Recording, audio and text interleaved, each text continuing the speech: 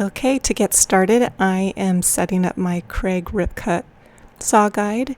I have my cut list, and so now I need to cut all of my plywood at once, get it all done, and I love this guide. I don't feel comfortable using my table saw. It doesn't make accurate cuts. It's difficult for me, but this saw guide is amazing. It's been a game changer. So I like to make my cut, use my leaf blower to blow away all the sawdust, get it out of my way, and then I'm checking off my cut list after each cut. I also like to use a piece of painter's tape and write on the painter's tape what the piece is.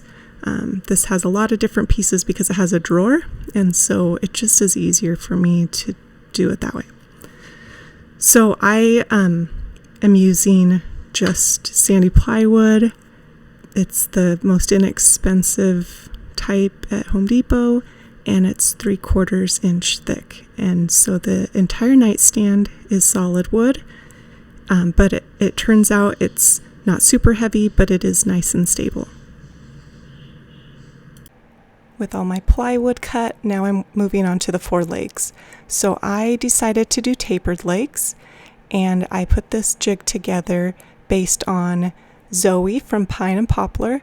It's an awesome DIY blog. This whole nightstand is her design. I will link to her blog in the description.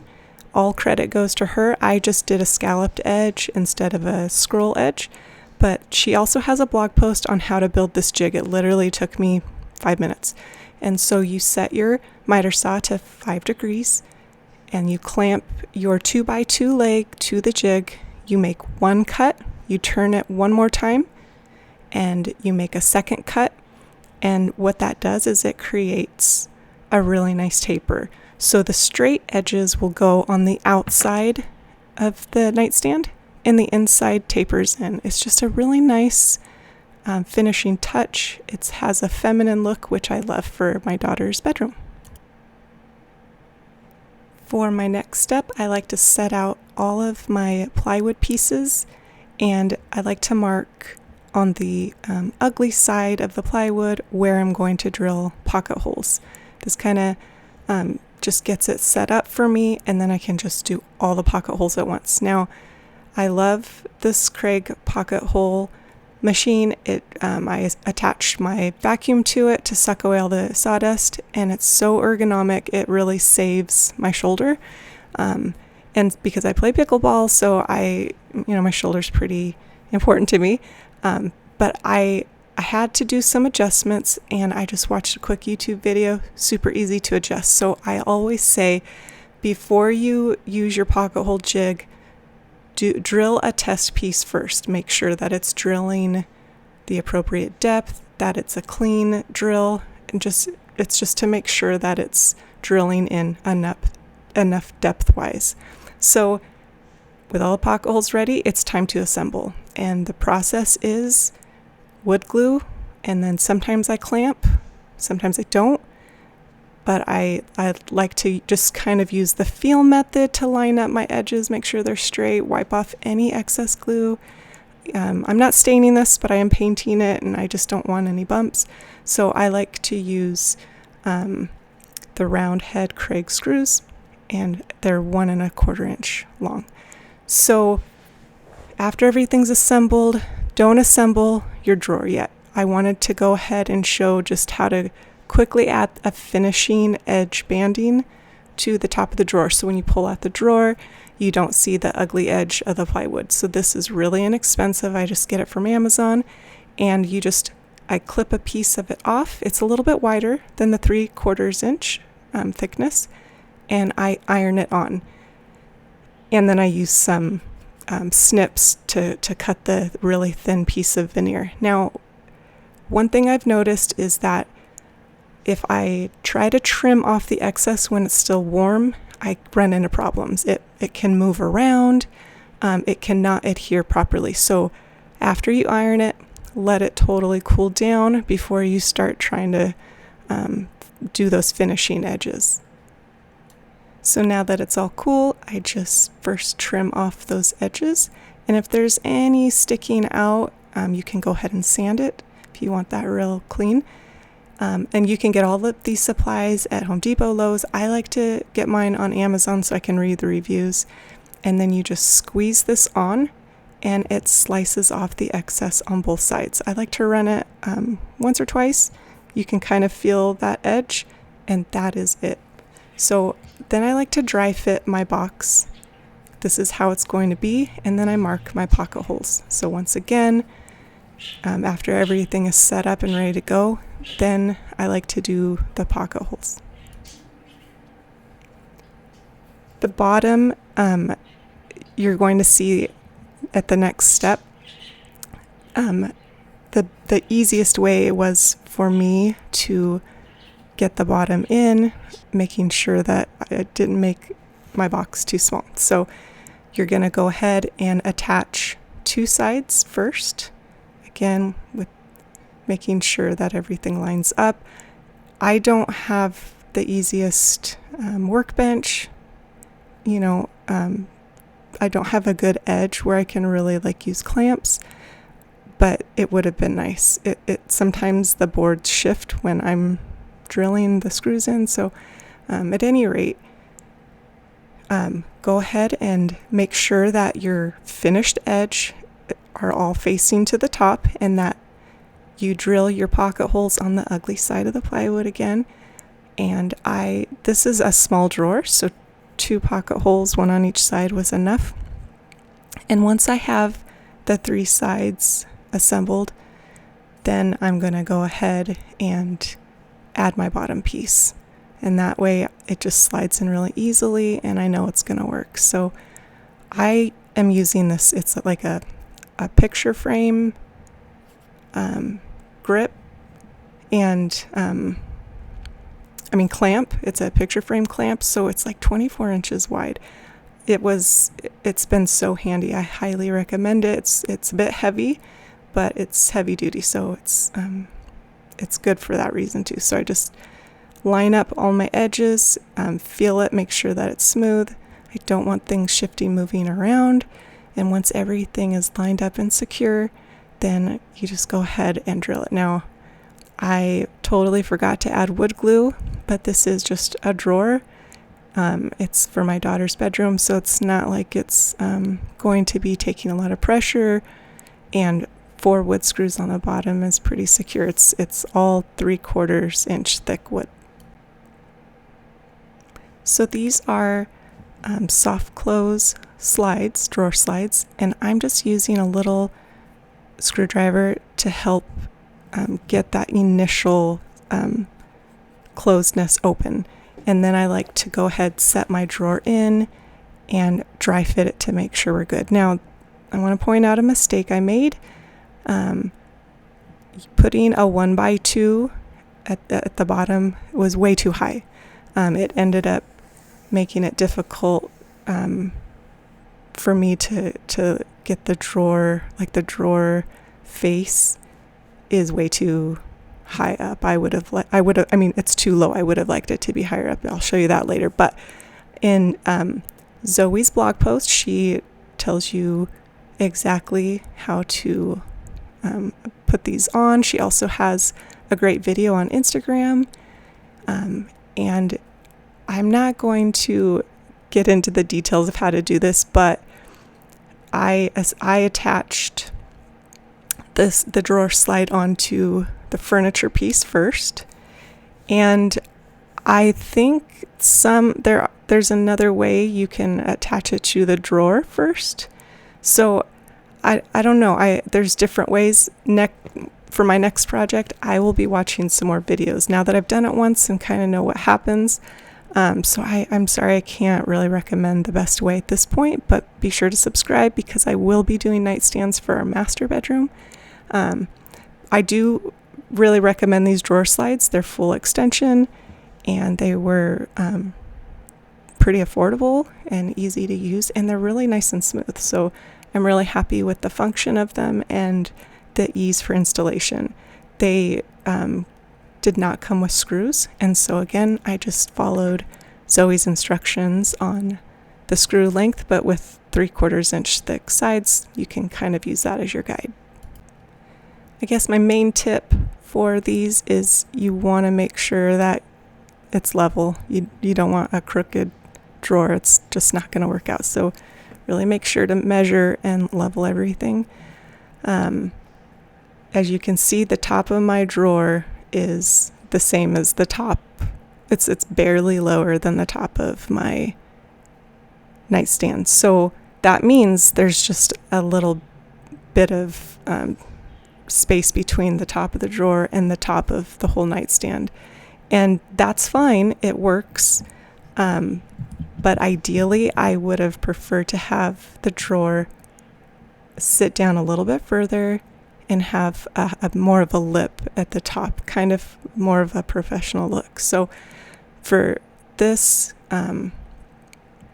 it worked out. So I detached the drawer slide so that I could mark holes, but then I put it back and then put the drawer in, because that way I could make sure that it was going to be level. I also measured and checked and double checked, and I was really happy with the way my first drawer turned out. It slides really easily, it's level, it's good to go. And there I cut my drawer front, and I'm realizing I have to fix it all the way to the top. Now you'll notice at the bottom you can see plywood. Don't worry, that's where our decorative edge is getting attached, and it's going to be great. You're going to love that part. So I've used my jigsaw several times, but never to cut this thick of wood. So it was a little difficult for me, but I took my piece that was cut for the front decorative edge, and Zoe's instructions on this nightstand tell you how, where it needs to be attached. And so I went ahead and measured, and that's why I marked 2 lines. One line is going to be for where it gets attached, and the other's for the scalloped edge. Now, I'm just using this adhesive can as my guide. I've never done a scalloped edge before, so I'm kind of winging it. I found the center of my board, and then I'm just using the spray adhesive can to get the shape. And I wanted to make sure that it was, even. It's not probably perfect, but either are my cuts.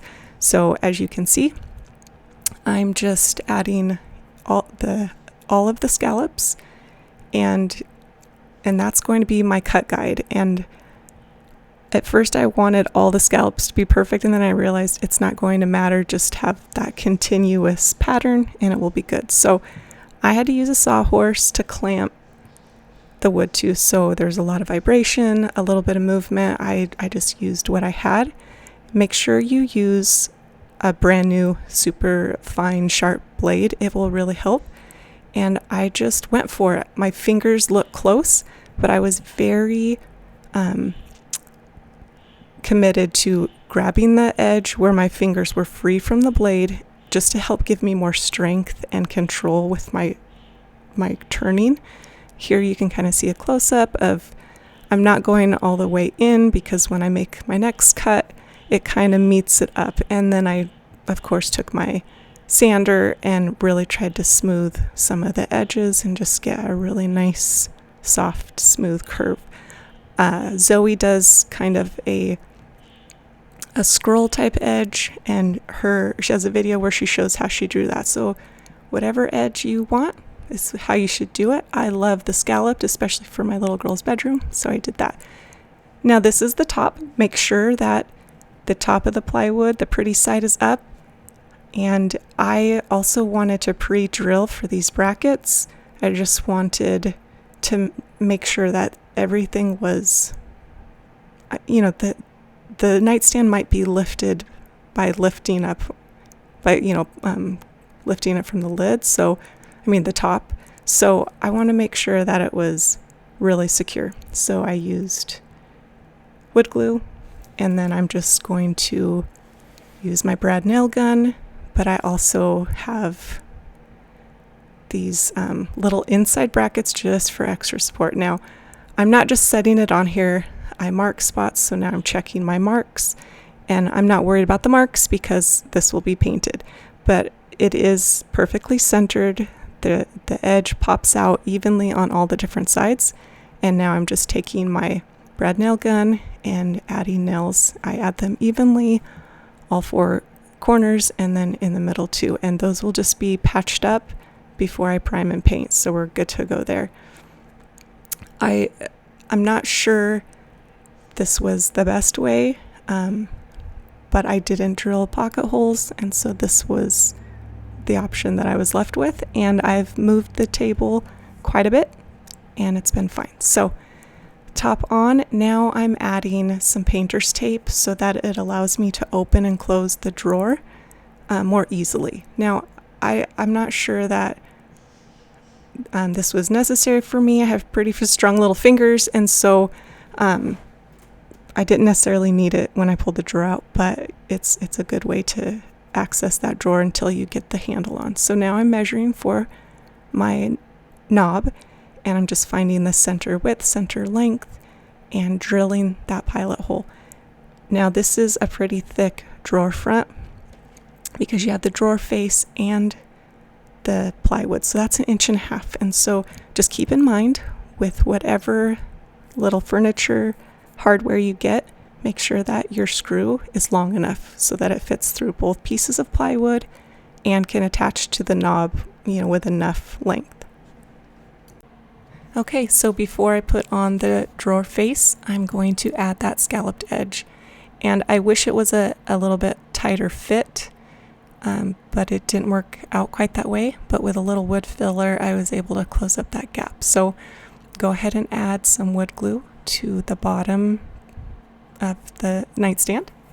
I'm having a little bit of trouble in getting that glue started because I don't want to put too much. I don't want it squishing out, making a mess, but I also want enough on there.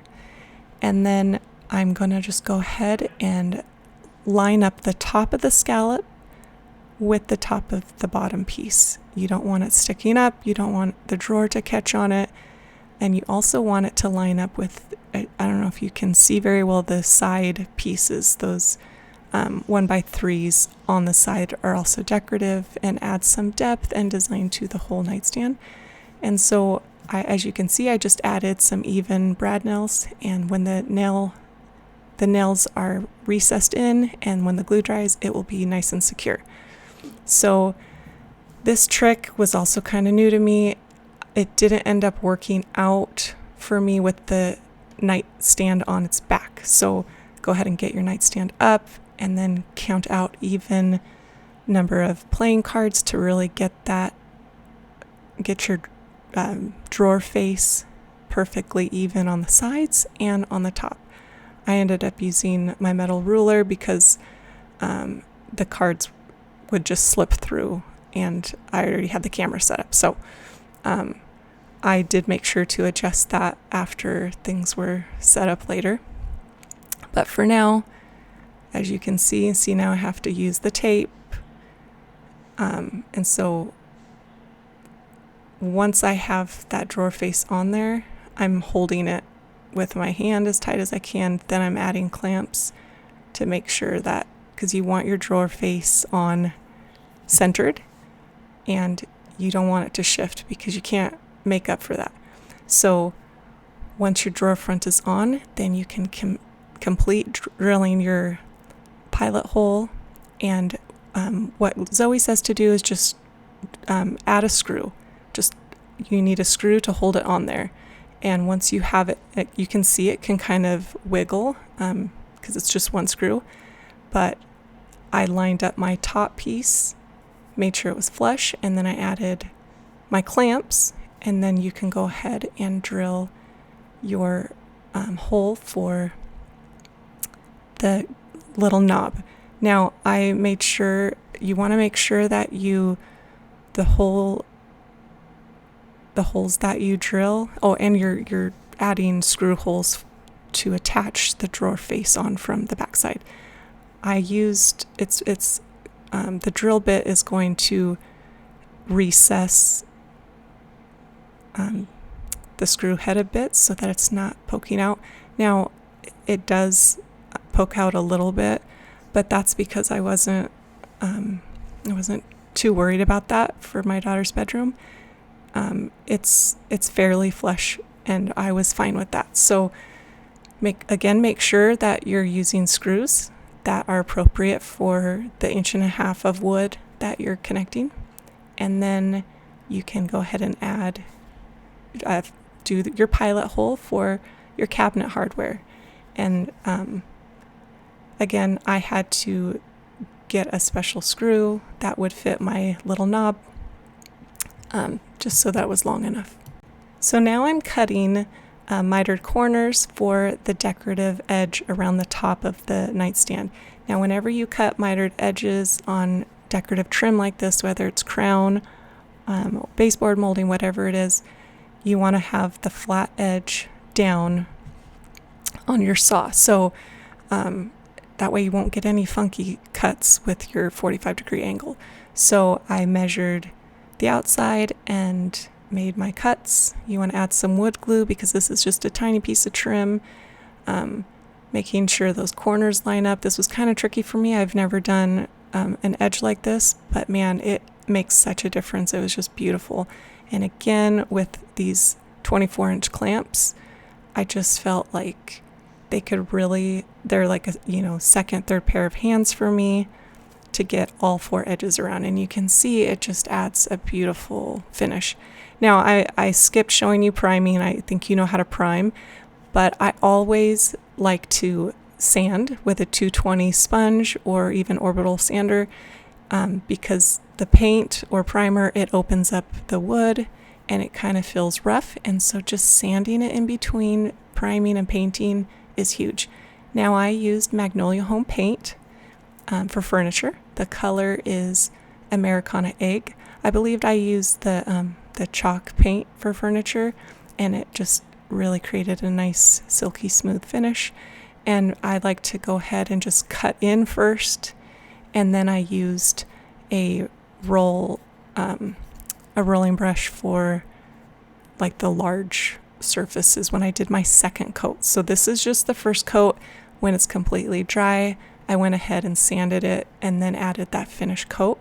And then for this nightstand, I did a top coat of polyurethane matte finish so that it protects it from anything wet or, just slime or whatever my daughter might set on her nightstand. So be sure after every coat of paint or primer, you go ahead and do that 220 grit sand. It will make a huge difference. I want to thank you so much for checking out this nightstand build. Full credit goes to Zoe at Pine and Poplar. And I didn't take video of this, but please be sure to subscribe and watch my daughter's bedroom come together and see everything set up. Thanks so much.